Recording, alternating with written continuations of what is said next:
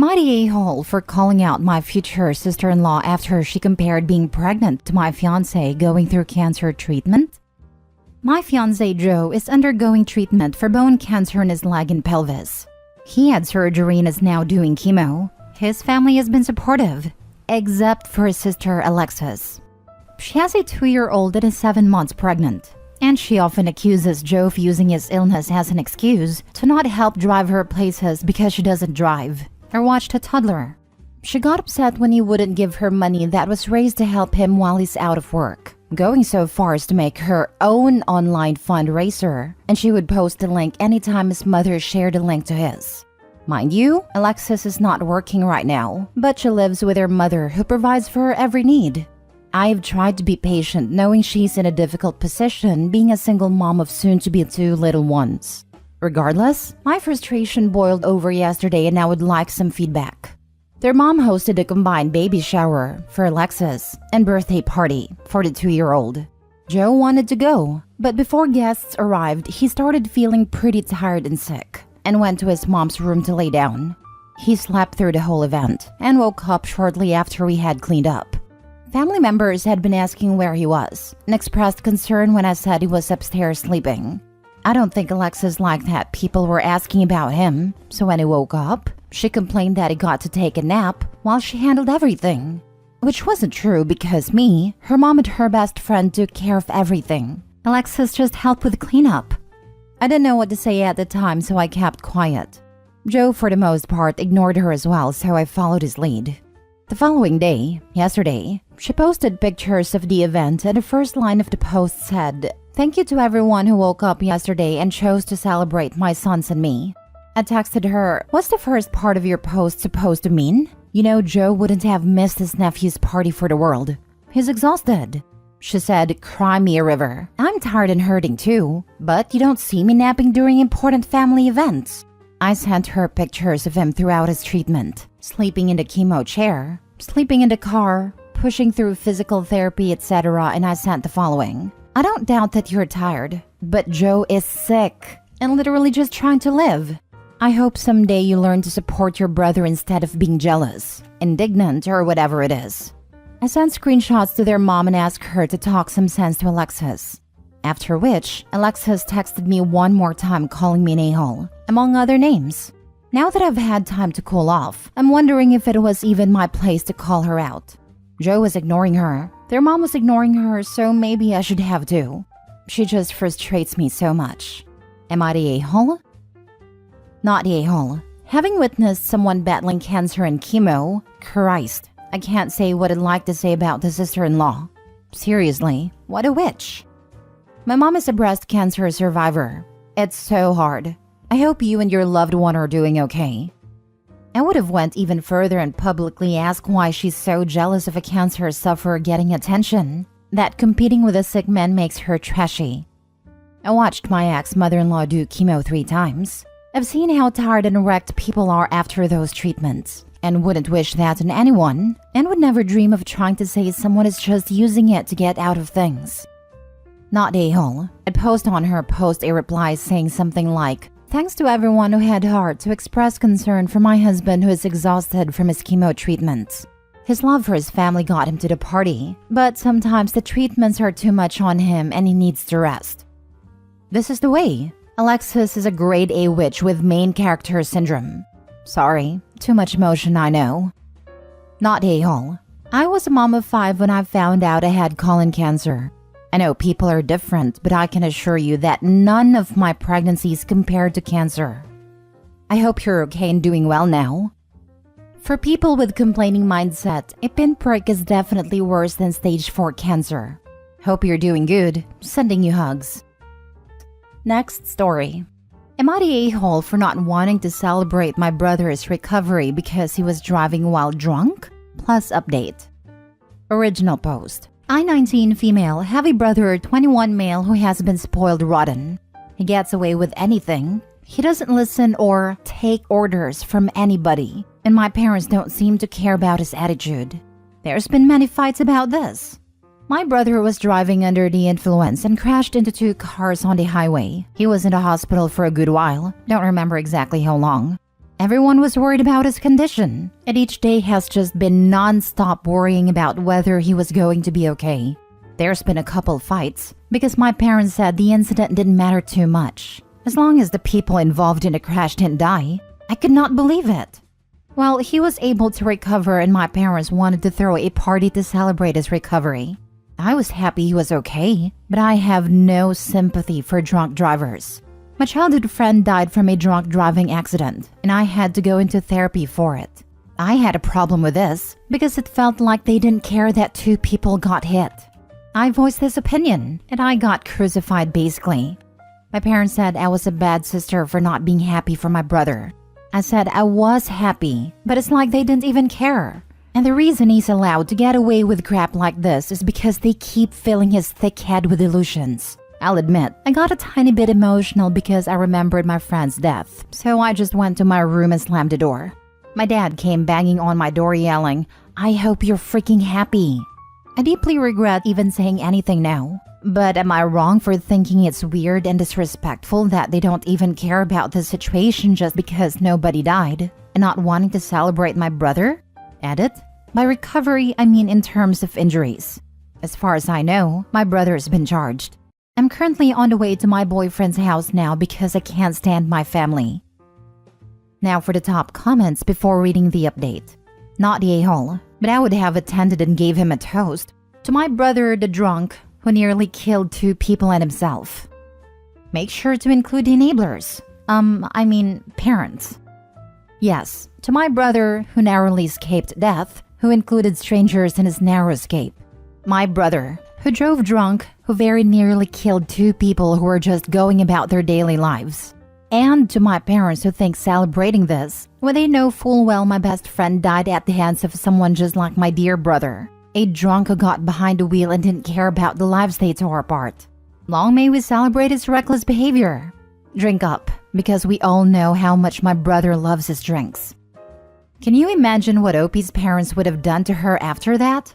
Horrified, a father would speak to his child the way he did Opie. Sad. They have pretty much ruined their son by never holding him accountable. Bad parenting 100%. Opie's not a-hole at all, but her family is. Absolutely not a-hole. I am disgusted with your parents especially, since they have to have known about the circumstances of your friend's death, and they should understand why you feel the way you do about this. Right? The words my mother used when discussing drunk driving with me as a teenager were, "If you ever got a DUI, do yourself a favor and don't call me. You'll be safer in jail than out on bail."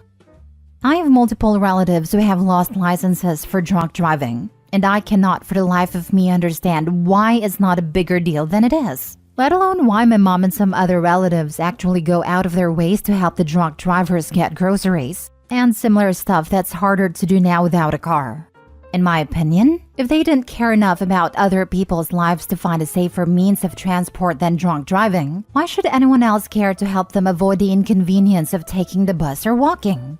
Like, I realize they all grew up in an extremely dramatic setting, and the drunk drivers of the group are definitely alcoholics. That doesn't excuse anything in my eyes though. I've never said anything against this because not my circus, not my monkeys. Why start anything when it doesn't directly concern me? But it's not a dynamic I want anything to do with. Now for the update. I had to make a new account because something went wrong. I just wanted to write this update because lots happened overnight. My boyfriend's family is allowing me to stay with them for a while because my family is absolutely unhinged. My dad decided to show up to my boyfriend's house and cause a scene. I guess my little tantrum worked because he announced that they're not having the party anymore. He also said my brother hates me now, which I don't really care. He has also been charged, for those who don't know. An argument started and it was basically like the argument that took place before. He kept saying I wasn't happy for my brother, and I said for the millionth time, I was happy that he came out fine in the end, but celebrating it and enabling his behavior isn't okay. It was absolutely embarrassing because this was at my boyfriend's house, in front of his entire family, and they were trying to calm us down. As you guys know, my best friend since we were toddlers passed away at the hands of a drunk driver a day after she turned 19. That messed me up so bad, to the point where I had to go to therapy for some time. And considering that next month will be a year since her passing, this entire situation has hurt me. When I brought this up to my dad, he said, "I'm sorry about that, but if it's almost a year, you should be over it by now." I just told him I'll go back to get my things and leave, because they obviously didn't care about how I felt. I'm back at my boyfriend's house now, and they have been comforting me. Nothing hurt me more than my dad telling me to just get over my friend's death, because I've known her my whole life. Anyway, this is just how things are so far. I blocked my parents and brother and everything. Now that I've calmed down a bit and I have tons of support, I feel a little relieved. June 18th would have been her 20th birthday, and June 19th will be a year since some heartless monster took her life away. So I'm making both days all about her, even though she's not physically here with me. Thanks to everyone for the amazing replies. I sympathize with everyone who has lost a loved one / gotten injured because of idiots who think it's acceptable to drink and drive. I love all of you, and I know my friend is rooting for me from above. Last story. Am I the a-hole for calling my sister disgusting and banning her, my niece, and my mother from my house? The title absolutely makes me sound like a jerk. I apologize in advance for the novella. Part of this is me venting, but I do want some outside perspective on whether or not I've had too strong of a reaction, especially considering there are kids involved. My husband and I are both 23. My sister is 27 and has 3 kids. My 11-year-old niece, my 7-year-old nephew, and my 1-year-old nephew. My sister broke up with the baby's father and has been struggling some. My mom watches the kids while she works, when the older 2 aren't in school, and my husband and I have been watching them one day every other weekend. My 11-year-old niece is developing some really bad behaviors that we are trying to offset when we have her by teaching her self-regulation, boundaries, and healthy communication. This past weekend was terrible. My niece was on a level 100 all day and had been mouthing off, etc. My husband took her tablet and calmly told her to go sit in our bed for a timeout. I walked away because I needed a breather, but then I heard my husband yelp. He was red in the face and hunched over, and I could immediately tell that she had hit him between his legs. Apparently, badly enough that he went outside and threw up a short time later. Sorry for the gross detail, but it emphasizes why I'm so upset. Things calmed down. When my sister came to get them, I was fixing dinner. The older 2 were watching a movie, and my husband was holding the baby with an ice pack in his lap. My sister came and I pulled her into the kitchen and told her what happened. I told her that unless my niece's behavior improves, she can't come over, but we could still watch my nephews. Her first response was a snide, she would never do something like that, to which I responded that I had witnessed it. This is where I really got angry. When she couldn't come up with another excuse, she said, "I don't like how he is drawing attention to his private area. That's very inappropriate around kids," referring to the damn ice pack. Before I lost it, I said she was disgusting and that she needed to get her kids' things and leave, which thankfully she did. But then a short time later, our mother calls me fuming, saying I'm being an a-hole and overreacting. I told her that for as long as she keeps that opinion before even hearing our side, then she's not welcomed either. I said we can all have a discussion about boundaries and expectations, but until then, don't contact us, especially to ask for help. I really don't think so, but am I the a-hole? Now for the comments before reading the update. Not the a-hole, but your niece's behavior is really alarming, and it will only get worse from here if she doesn't get help. If I were in your situation, I'd ban them until things change. Don't feel like you're overreacting. If your husband is vomiting from the pain, that's a valid reaction, especially if your sister refuses to acknowledge the problem and then gaslight you. Physical attack aside, your niece and sister could land you in trouble with law enforcement or CPS. I honestly would cut them off completely. This right here, her trying to flip around and insinuate that your husband was being inappropriate with the kids, was the start of something. It sounds like the sister comes from a line of manipulative mothers, and her child is the golden child who can't do no wrong. All the while, the kid is actively learning to be manipulative without consequence. And that's difficult to fix, because the first victim of a manipulator is themselves. They think, I am the victim. I can do no wrong. I'm glad Opie seems normal and on their husband's side. You're not even a little bit the a-hole. You're offering free childcare and doing your sister a huge favor. Her kid physically attacks your husband in a really ugly way, and your sister tries to attack you and your husband over it? You should decline to watch any of her children anymore if this is how she's going to treat you. She's taking advantage of you and utterly lacks appreciation for your free services. Your mom is also an a-hole, and I can see why your sister had a kid at 16 and is massively entitled. I'd suggest drawing some much stronger boundaries with your family. I agree with this so much. It sounds like the sister gets a lot of help from the family and only has the kids to herself 2 weekends a month, with basically everyone else running to help her. She sounds selfish, like she expects everyone to help her. I hope she stops having kids because she's not acting like a good parent. I would be mortified if my kid did that. I mean, the husband still has a nice pack-in hours later, and her response is that it's not appropriate to draw attention to that area? Girl, your daughter already did that because of your terrible parenting. Not a-hole. Update. Thanks everyone for the support.